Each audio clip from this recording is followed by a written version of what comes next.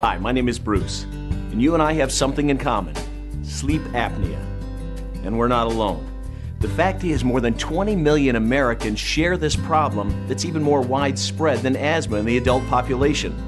The good news is, everything's going to be okay. And I'm here to let you know why. Of course, now that you've been fitted with your DeVilbiss CPAP unit, you might be saying to yourself, "You've got to be kidding me. I'm going to be wearing this to bed every night?" I know what you're thinking, because it wasn't that long ago that I started my own CPAP therapy. And trust me, at first, I had some serious doubts about this whole thing. But let me tell you, I don't anymore. And I'm confident you won't either once you experience just how much better you'll feel, physically and emotionally, when you start wearing your CPAP regularly. After all, who doesn't want to live a happier and healthier life? Take it from me. The more you know about sleep apnea and CPAP, the easier it is to get with the program and follow your doctor's treatment recommendations. It won't be long before you'll be using your machine with confidence, just like I do, with no anxiety or embarrassment. I can only say that day will come sooner than you think.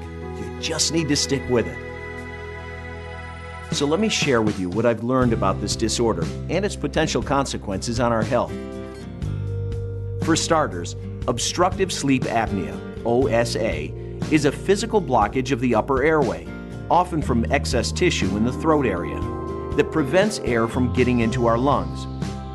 As the muscles here begin to relax, air is forced through a narrow opening, and that's where loud snoring comes from. Sleep apnea deprives our heart, brain, and other organs from receiving oxygen, as our breathing temporarily stops for up to a whole minute while we're sleeping. I was shocked to learn these breathing interruptions could occur up to hundreds of times each night. It's no wonder I could never fall into a deep sleep and never truly felt refreshed when I woke up. Sound familiar? I don't know about you, but I was often feeling drowsy and irritable the next day. Plus, I do a lot of driving, and on more than one occasion, I almost fell asleep at the wheel. That was pretty scary. What's more, if we don't treat our sleep apnea, research shows that people like you and me would be at a much higher risk for developing high blood pressure, heart attacks, strokes, diabetes, and memory loss. By following your CPAP therapy at home and even when you travel, chances are you can reduce these risks. For all these reasons and more, it's important to wear your CPAP as recommended to protect your health. Oh, by the way, alcohol and weight gain can make your apnea worse. As a result, your CPAP pressure may need to be adjusted. Okay, enough about the problem. Now what are we going to do about it?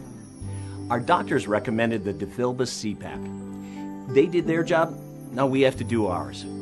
We have to make the decision to follow their treatment regimens, which, as I mentioned right at the beginning, it seems a bit overwhelming. For me, I knew I had to keep an open mind, realizing that anything new, including CPAP therapy, takes a period of adjustment. I started out where you're at today, concerned I couldn't do this for any length of time. But that's no longer a worry of mine. In fact, I can't imagine sleeping without it, because I know how fatigued I feel the next day if I don't use it. I admit, though, that when I got my CPAP unit, I was a little embarrassed and worried what my wife would think when I put this mask on. I also worried about her ability to fall asleep with the sound of the noise coming from the mask. But most of all, I asked myself, how will I ever sleep wearing this? Now let me guess. You've been asking yourself the same things, right? I'd be surprised if you weren't. Just about everyone has these thoughts. The good news is, recent studies show that CPAP actually improves the quality of life for couples. It has for me, and I'm living proof that your bed partner will rest better without hearing you snore or gasp for breath during the night. In fact, research indicates that bed partners of CPAP users sleep better too. They also wake up feeling more rested and alert. Don't forget though, just as you need to adjust to using your CPAP, your bed partner may need a period of acclimation as well. If there's some adjustment problems at the start, you can suggest your spouse goes to bed before you. The great news is, the DeVilbiss CPAP is extremely quiet, so chances are, if your bed partner is asleep when you turn on the machine, both of you won't wake up until morning. And don't even give a second thought to how it looks. My wife was the one to help me get over this. She good-naturedly reminded me that I looked just fine when her eyes were closed and she was falling asleep, overjoyed at not having to hear me snore anymore.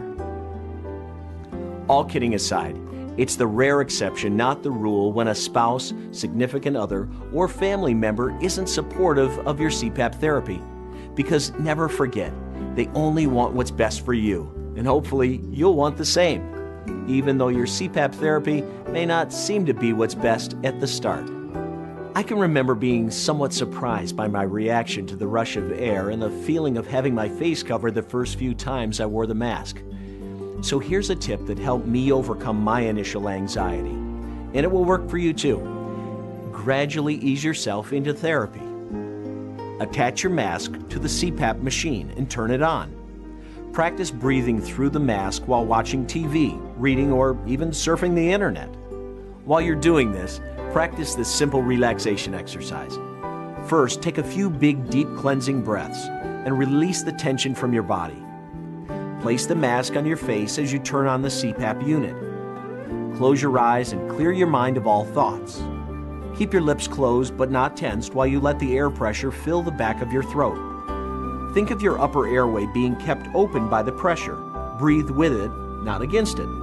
Continue to breathe evenly and slowly as you focus on staying relaxed. Once this becomes second nature to you, try using your CPAP and mask while you nap.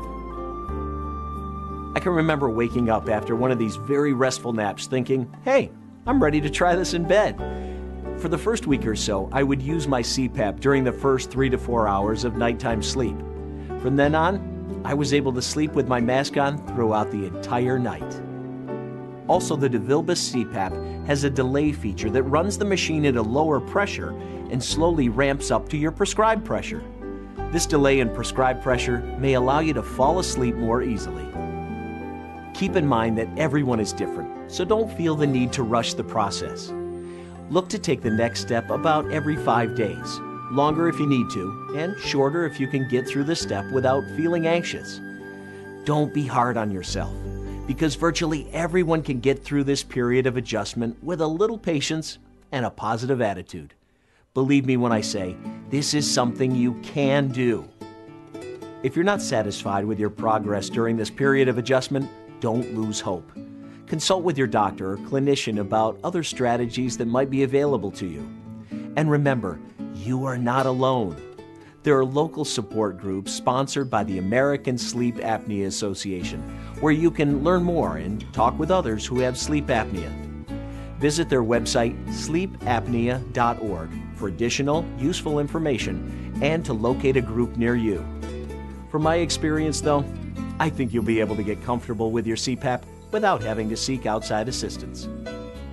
Here are some other tips for improving your sleep. Get yourself on a regular schedule by going to bed and waking up at the same times. Yes, even on the weekends. Establish the same routine each night. Brush your teeth, then read, then fall asleep. If you're sleepy, go to bed. Try to avoid heavy meals, alcohol, caffeine, and nicotine late in the evening. That's a good idea even if you didn't have sleep apnea. You'll also want to set the mood in your bedroom for sleep. Keep it dark and cool. Oh, and try to limit your TV watching while in bed. Before I let you go, here's a little more food for thought about your apnea and CPAP therapy. I call it the circle of success. Research indicates that regular CPAP usage will result in you having more energy, and that could lead to weight loss, which has been proven to reduce your apnea symptoms. Plus, your concentration, memory, and alertness improve with a good night's sleep, and you just generally get more out of life. So keep this in mind as you work your way through the initial adjustment period. The results are well worth the effort. I tell you, CPAP is going to change your life forever, and for the better. It did for me, and it will for you. Soon you'll be having a great night's sleep, and a healthy one too.